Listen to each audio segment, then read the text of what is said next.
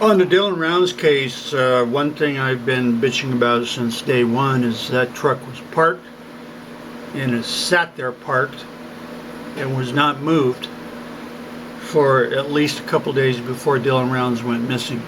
But this picture was took, by the mother or father within 48 hours of the so-called go missing.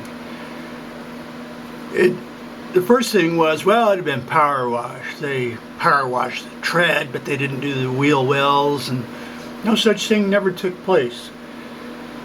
Let's look at these cracks here in this mud. Now, on Tyler Feller's upload, he was talking, well, see here that this mud dripped down from being power washed or whatever. Okay, now that's fine. It could be. I don't know. I wasn't there.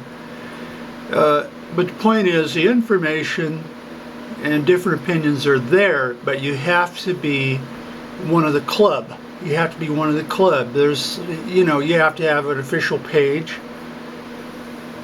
be doing professional uploads, or it's ignored. Look at these cracks. Well, this is what I've been saying, and it jives with what I've been saying since day one. That goddamn truck was drove in there dry. It was not drove in by no one else. It was drove in by Dylan.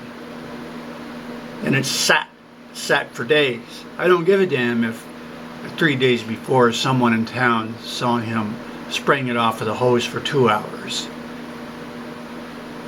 But see here, this is so-called the evidence that it was power washed after the murder, and this mud dropped down. Bullshit.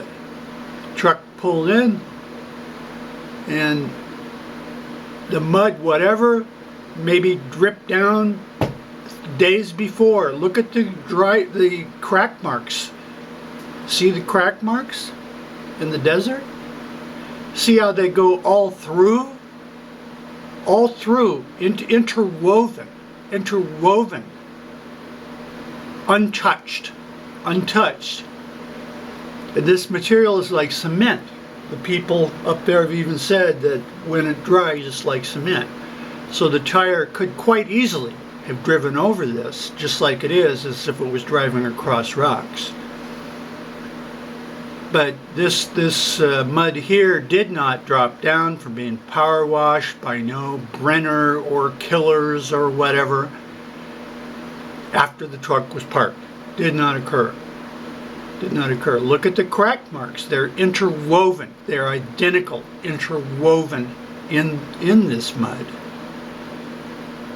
So I maintain my position.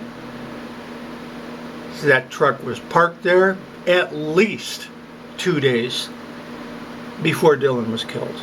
It sat there, no truck was pulled up, don't look for no tire tracks here or footprints around here. It was pulled up and parked, and he got rides or walked or did whatever. It sat there. That truck never moved before the rain, and it never moved after the rain. No killer pulled this truck up and parked it.